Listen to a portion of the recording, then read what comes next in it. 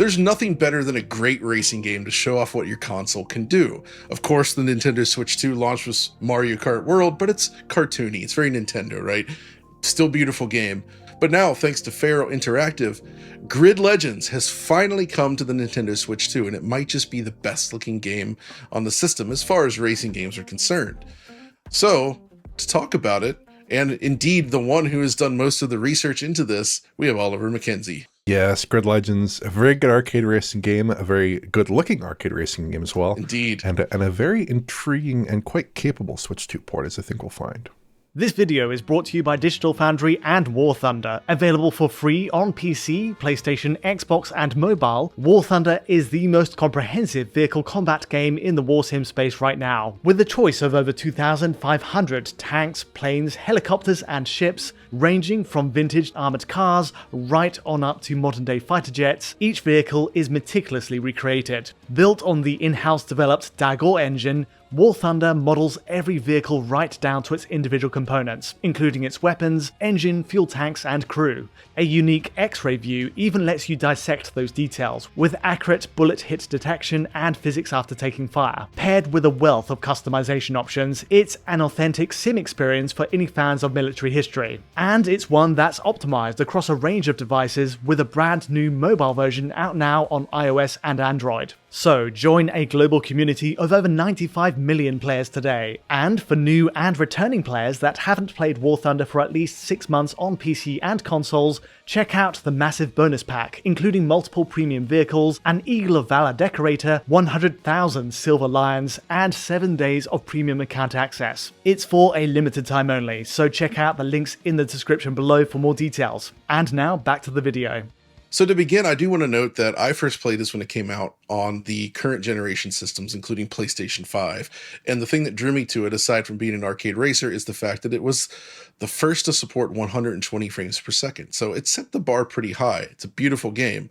But I also felt that through the Grid series as a whole, actually, these are games that have aged very well. And even when scaled up and down across the range, they all tend to look pretty good. Going back to Grid 1, Grid 2, and the like. And Grid Legends, no exception. This is a beautiful game. The Switch 2 version, however, is not going to be quite on par with PlayStation 5 as you would expect. That's why what you've done here, Oliver, is actually brought in the PlayStation 4 version of the game. And what we have is something that compares very favorably. So before we even get into the details, I can say it's awesome. It plays well. It looks really good. It's a beautiful game on the Switch 2, but there are interesting changes and differences here, right, Oliver? Yeah, and we can touch on the current generation comparisons, at least a certain current generation comparison towards the end of this video. But initially, I just wanted to start off with PS4, because that's kind of like my starting point for a lot of these Switch 2 ports. Kind of how does it compare to last generation consoles in the PlayStation 4?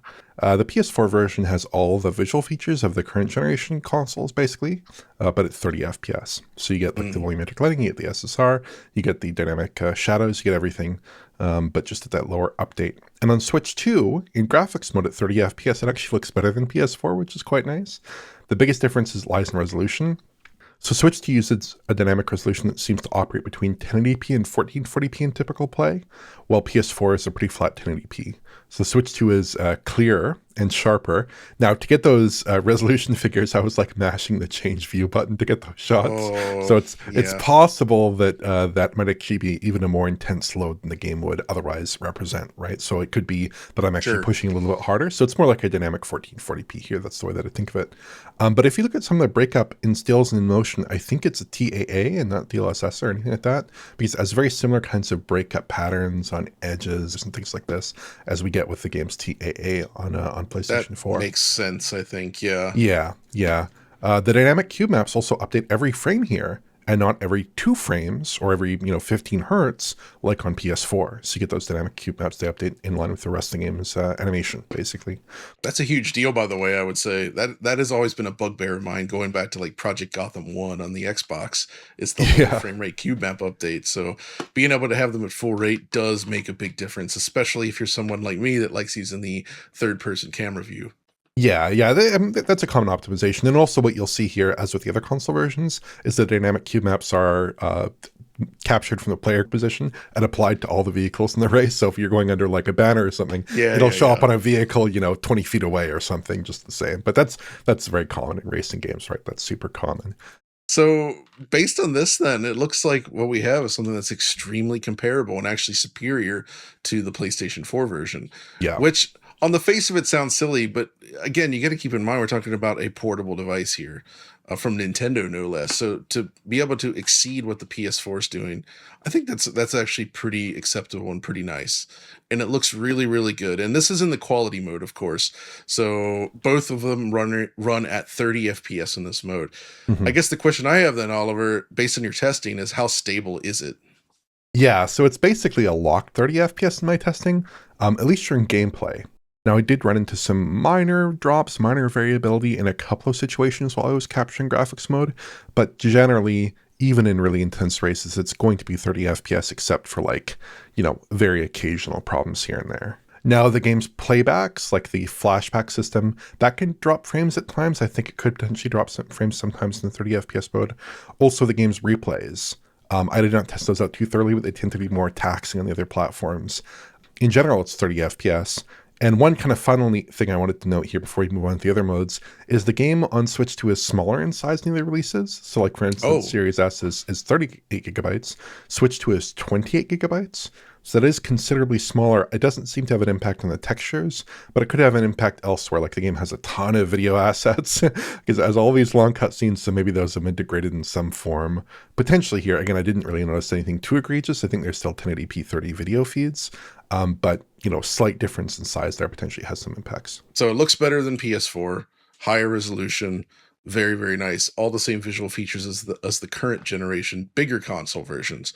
But what about performance mode then? Because this is the one obviously where if you want 60 FPS, you get it actually, and we'll see the performance test in a moment. But this is actually the mode that I went for first, and I still thought it looked great, but there was a perception that it did lose some of the visual splendor. Yeah, so probably the key difference here that a lot of people are going to glom onto is the resolution. So instead of being like 1080p to 1440p, in my counts it was like 792p to 1080p, which is still fine, and it's still using TAA, so it looks a bit softer. But there are a bunch of cuts here. So the cube maps, for instance, they update at half rate now, so 30 hertz, which is a little bit worse, and they're lower resolution as well. The environmental shadows are static, so when a tree is moving or something like that, you're not going to see that reflected in the shadow map, unfortunately. Volumetric lighting seems reduced or absent, like in night races, for instance, like this night drive in Moscow here. You're not seeing that nice volumetric lighting along the track side, which is unfortunate. And the SSR is mostly gone, so in wet races, a lot of the specular detail along the track, along the road surface is totally absent here, replaced with cube maps, basically. And it looks quite a bit worse, I think, except in night races in the hood view, where they are still using SSR for the hood reflection for whatever reason, maybe for Wait, is it actually SSR? It is SSR. It reflects the other cars and things like that. Okay, so yeah, the classic Forza method. Exactly. That's very common. The hood view actually in the normal day races uses a real-time cube map solution, but in the night races it uses SSR. Performance is generally a stable 60 FPS. Sometimes it can drop during races, maybe at the start when cars are bunched up, things like that. Really demanding and dense areas could be more problematic. It does drop in flashbacks and replays a little bit harder, but that's not really gameplay relevant, so I wouldn't mark that as a huge dig against the game's performance. But one thing that is maybe more of an issue and something that people should be on the lookout for is that when I initially ran the game, my performance captures for the game, I started out my performance captures, and the game was running weirdly poorly for some reason. Yeah, I saw this. It was like in the 40s and the 50s, and it was weird because just 20 minutes before, I was playing the game, capturing other stuff, and it was running at like a pretty stable 60 FPS. I'm like, what's going on here? But then I got to certain tracks, like the game's 10th story mission, where there's like a lot of SSR, and this mode retained SSR and other graphical features from the graphics mode. So I don't know what was going on here, but I think it was bugged in some fashion here because it wasn't running as it should. And I restarted the game and I started it back up in performance mode, and I was able to get the game running just fine with the proper graphics settings, evidently running at 60 FPS. That's kind of a weird issue. It's a shame we couldn't replicate that bug every time, though, because that actually makes for some fun performance testing. since it basically gives us a window into what the Switch runs like when using the quality mode settings, but without the frame rate cap. Yeah, more similar to the quality mode. There's still some differences there, but like it's an interesting weird hybrid. Wait, it's like broken. that man. Like the volumetric lighting is still gone. It's like weird. Okay. It's weird. Yeah, That's it's super weird. Then what the heck? It's just unusual. Right. Yeah, Okay. and so for convenience here, I've broken down the visual differences into this table, and we'll be looking at some tables shortly in another comparison. But basically, like, Switch 2 in quality mode and in docked mode is very similar performance to the PlayStation 4, very similar visual settings to the PlayStation 4. And then Switch 2 in performance mode is cut back considerably, and then there's a difference in resolution. There is actually no balanced mode here. Now, there is a balanced mode that we'll talk about shortly in another configuration for this game, but there is no balanced mode here, even when you have 120 hertz output set to on. Just these two modes, just graphics mode and performance mode. And both seem pretty good. There is definitely a cutback going to performance mode, but it looks good, runs well in both mode options here. And I like your chart, by the way. As a viewer of Hardware Unboxed, I appreciate a good chart, and this delivers. So good job on that. So the other thing I noticed though is that there's quite a few options in the menu that you can mess with. Yeah. Like there's sharpening and other things like that. Like, did you find that these had any sort of impact on any like performance, or like is it just like up to the user to enjoy as they please? Yeah, so there's one setting here that doesn't really seem to do anything, which is there's a setting for rain intensity reduction, I think. And I wasn't able to see a difference in that mode between the on or off toggle at all. That was kind of weird. Or at least much of a difference. Maybe there is some small difference, but it did not seem... If you're very sensitive to rain intensity, maybe this is not the game for you because it's fairly intense in both configurations there. Yeah, there's a lot of rain. Yeah, but there is one option that they do call out as having a performance impact, and it does have a performance impact, which is the enhanced visual effects toggle. And if you turn this one off, you lose some key features. So you lose vehicle sparks. So when vehicles are colliding against trackside barriers or other vehicles, you lose those sparks, which are quite nice to see. I certainly wouldn't want to lose them. You lose the celebratory confetti. So when you start... okay. That's a bridge too far for me, man. I'm sorry. I love that stuff. Driving through the confetti. Exactly. It's too much for John. But basically, at the start of a race, you might get some celebratory confetti that comes down at the end of a race, and it's kind of a nice looking effect. Reminds me of the opening sequence in Ratchet and Clank Rift Apart with the big parade. Kind of a nice effect. Unfortunately, it's lost there. And then the mist effect. So when cars are driving past at speed in rainy conditions, they kick up mist. Very cool, very atmospheric. It's lost if you turn off that toggle. So I wouldn't turn this toggle off myself, but if you do want to turn it off, there is a performance impact. You do actually reclaim some performance. So in this race, for instance, which is the first race of the Carnage campaign, the classic Carnage campaign, the game is dropping frames quite significantly with the enhanced VFX toggle on, but with it off, it runs just fine at 60 FPS with like 1 or 2 blips. So yeah, I think you should leave it on, and in most instances, even in the performance mode, it's not going to have much of an impact. But yeah, that is something people should be on the lookout for. And there's also a sharpening slider, which is kind of weird because there is basically 100 values here between 0 and 100. At 0, it still looks like there's some sharpening in the mix to me. And at 50, it doesn't not look that different from 0, to be honest. But at 100, it looks kind of quite crispy. So if you don't like sharpening, turn it to 0, I guess. But does not seem that you can turn this off completely, at least to my eyes. It still looks reasonably crisp and sharp, even at 0 here. But yeah, just a couple toggles in here in the mix that people can adjust. These aren't toggles, by the way, that were exposed, generally speaking, in the other console versions. These are all new toggles for Switch 2, basically. Okay, I mean that's a nice feature that they allow these things, and I can appreciate tweakables in a game like this. It's not, but I don't think it's too far.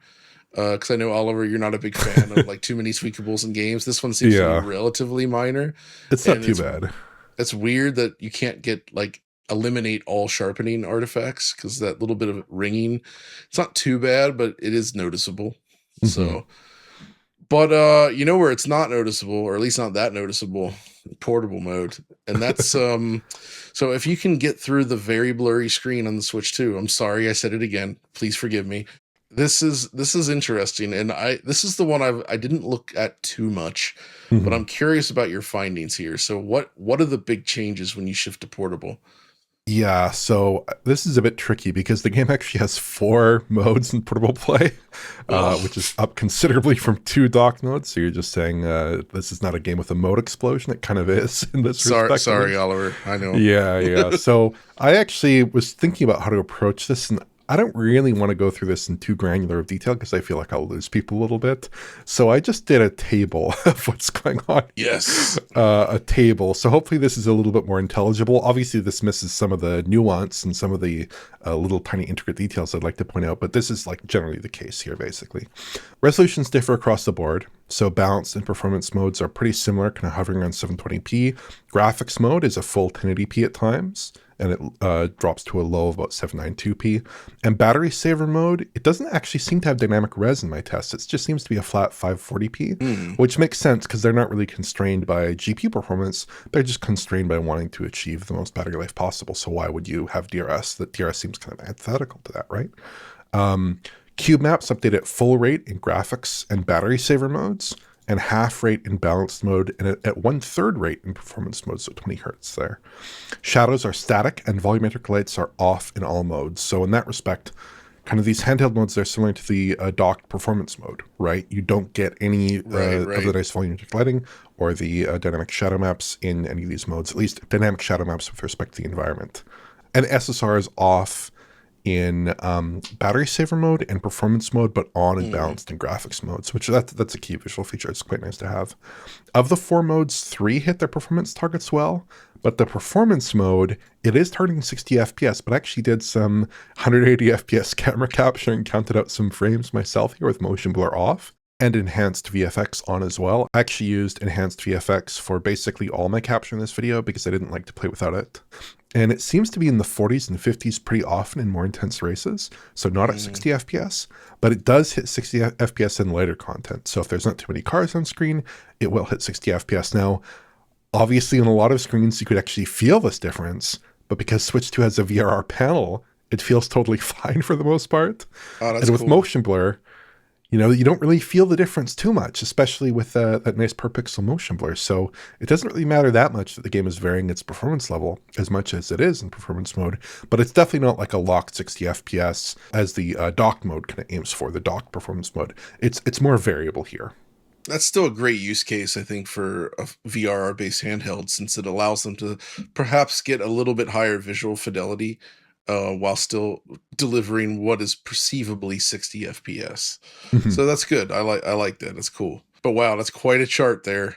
A lot of differences, and it doesn't look like you can get anywhere near the quality mode of the docked experience. So Yeah. still, as we said earlier, the thing about games like this is that even when you strip away some of those settings, I don't think it matters that much in terms of the overall perceived visual quality level. In that it still just is a very handsome game, even at the lowest possible settings. The main thing you'll notice, I think, and this is more in docked, is really just the drop in resolution above all else. But just when playing it, I think across the board, it's just a very handsome looking game. So I'm Mhm. really happy about that. And it's interesting how many different platforms this has hit now. Yeah. Um, like there is a mobile version, right? Did you ever get a chance to try that? I actually covered that in a full review for Digital Foundry Oh, I last didn't year. I didn't watch Yeah, that for video. iPhones at least. So Okay. that's something I definitely want to explore in the future. The differences between the mobile port and this port, the visual differences, other differences, for sure. So that's interesting then, because I did play a different mobile port myself, the Quest 3 version. Oh, right, yeah, that's Which funny. that's a really weird one because it's actually very immersive and it plays great, but they had to I mean, as you would expect, they had to sacrifice a lot, right? Because you're expected to hit a very high frame rate in stereoscopic 3D at a pretty high res, and this is a pretty stunning game, so they really had to pare back the visuals. I would say it's not it's clearer than this, but it reminded me a little bit of when Drive Club went to Drive Club VR. You know what I mean? Oh, yeah. That where it's like you just can tell that so many of the visual features had to be cut in order to make it. It's certainly a lot sharper than that, thankfully, but still that's what Yeah. it reminded me of. And the Switch 2 version, obviously, way, way, way above that. Just in closing here, John, I wanted to touch on a few things that didn't really fit into any other part of this presentation because there's a lot of detail to go through, and I'm not sure that everyone's as interested in this stuff as I am. So the first thing to note is we were talking about the mobile version, right? This is Yeah. actually a port of the mobile version. So this has Wait, some of the what? same. Yeah. So that it has the mobile menus, for instance, which are very Okay. large and very graphically focused, unlike the console versions, which have like text-based menus that are more suitable for high-resolution 4K displays. It also has the difficulty settings from the mobile release. So there's like flashbacks, right? You hit the X button, you can take your car back to a point previously, so you can like fix a corner that you've messed up or overshot, or you've collided, you've spun your vehicle around, you need to correct that. In the console versions, you only get 3 of those in the maximum configuration. But in the mobile version, you can get infinite flashbacks, and there's infinite flashbacks on Switch 2 as well. So it does seem to be a part of the mobile version. And also the camera perspective is slightly different from the other versions of the game. So like, for instance, relative to PS4 here, the camera's like up a little bit and pulled a little bit further back, at least in the chase camera view. The hood camera, the interior cameras aren't affected, but the chase camera is a little bit different here. And also the game has a touch support as well. So in portable play, you can touch through the menus. I don't really avail myself of the touch controls too often on Switch 2, but you do have those options. But I think that actually ends up being pretty helpful, particularly the infinite flashbacks option, because Switch 2 doesn't have analog triggers, right?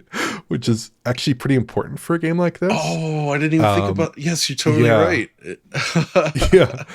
Yeah. So personally, though, I did play quite a bit of this, and I'm pretty, tuned into these arcade racers. And I would actually recommend, even though the developer Feral Interactive recommends turning on all the assists to help you with the gameplay, I actually like the game with all assists off. So stability control, traction control, and ABS all the way off.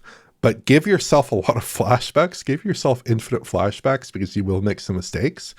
And I found that if you go off the gas more often, rather than kind of feathering the trigger like you would on like a PlayStation 5 or a Series X, you can actually get a lot of that analog control back in this game. This is not a new issue. This is also an issue with the Switch 1 version of Grid Autosport, which also lacked the analog trigger support, obviously being on the Switch.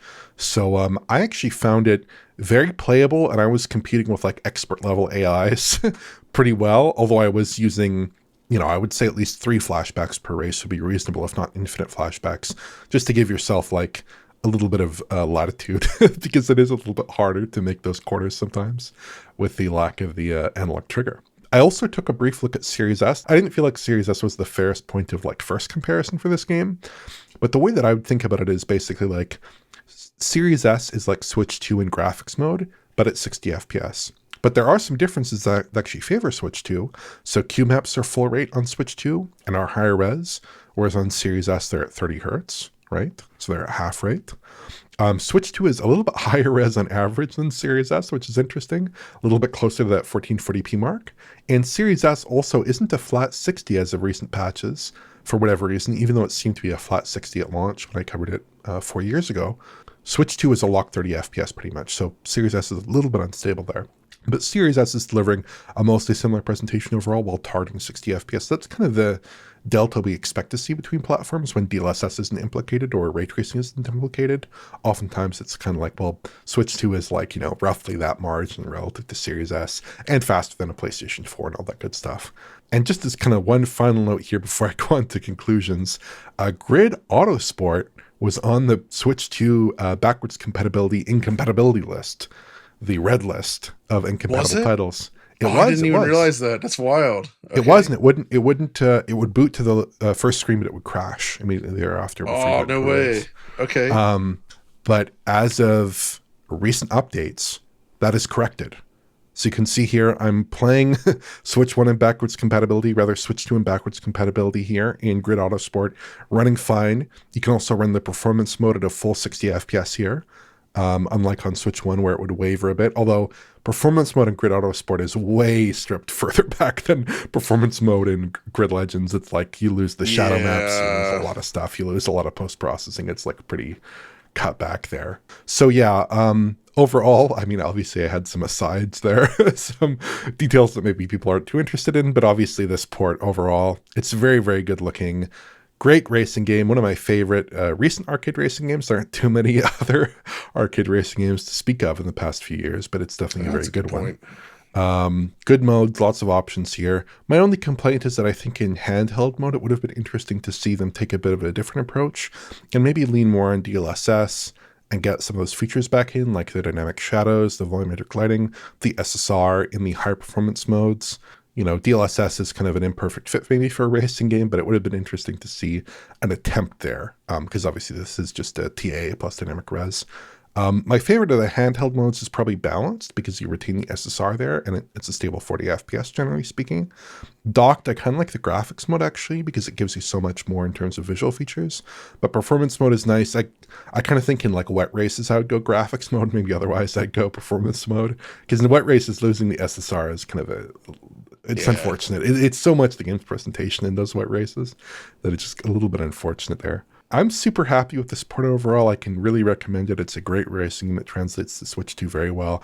I would actually agree with John's assessment that it's the best looking racing game perhaps on Switch 2. Obviously there's Fast Fusion, looks great. Image quality not as good. Mario Kart World, which is maybe less ambitious in terms of presenting super granular trackside detail and intricate lighting, but obviously it targets and hits a stable 60 FPS at high resolutions. Vast open world, it's kind of a different scoped game, but probably not as immediately attractive, visually speaking. So I think this is a really good looking title. Right. Very different. Yeah, I hope we see more games like this over on the Switch too, because racing games just naturally lend themselves well to a portable system like this. Yeah. And obviously, you know, docking it is a great option as well. But yeah, I just love me some arcade racing games. This is a good one. I do recommend checking it out. I have a couple complaints with it. I didn't love the music selection in this because I prefer something more upbeat for arcade racing action. But still, even with that, they go for the more cinematic flavor. It's definitely worth checking out, and I'll be curious to see what more we get. I would actually be okay with seeing other older racing games brought to the Switch too. You know, I think that would be fine as well. And I'm surprised that we haven't heard any talk about Forza Horizon making an appearance there. I think it would be possible given how scalable they tend to be. Funny you mentioned that, John, because actually we do have some brand new specs that didn't make it into Direct 248 when we were discussing Forza Horizon 6. But these specs just came out on the Steam page for Forza Horizon 6 that suggest this actually might work on Switch 2 because for graphics, they're talking about for their minimum spec, a GTX 1650 or AMD RX 6500 XT or an Intel Arc A380. And notably, like those cards at the lowest end there, you're talking about 4 gigabytes of frame buffer. This is really not a very demanding game relative to modern titles. The GTX 1650 was launched, I think, in 2019. It's like Turing, but stripped back Turing, right? Quite an old card there. And it was an entry-level card at that time. So that's quite extraordinary. On the CPU side, you're looking at like a Ryzen 5 1600, that early first-gen Ryzen, or an Intel i5 8400. The only thing about it that's a little bit more strict maybe is that an SSD is required, apparently. So this is a title that we know is going to ship on mainstream consoles, a wide variety of PC systems, including the system minimum spec, and then presumably another level of system that is even beneath that, which is these PC handhelds, because it supports the Asus ROG Xbox Ally, the base Asus ROG Xbox Ally. Yeah, the base system. Exactly. So this should scale. I mean, it looks almost as scalable. It's not quite as scalable, at least according to these specs, as Forza Horizon 5, which was extremely scalable. But you'd imagine that this could actually scale to Switch 2. So if Microsoft did want to bring out this title to Switch 2, it seems entirely possible to me at this point that it could be accomplished. Oh man, that would be awesome. But for now, we have Grid, and Grid is good. And so thank you very much for going through all those details and creating those awesome charts. I certainly enjoyed it, and this is great to have on the go. It's a cool game on a cool system, so check it out. But that's gonna do it for this video. So thanks everyone for watching, and we'll see you next time. Thanks again to this video's sponsor, War Thunder. Play today for free on PC, PlayStation, Xbox, and mobile, and for a limited time only, new and returning players who have been missing in action for the last 6 months can enjoy a massive bonus pack on PC and console. Check out the links in the video description for more details.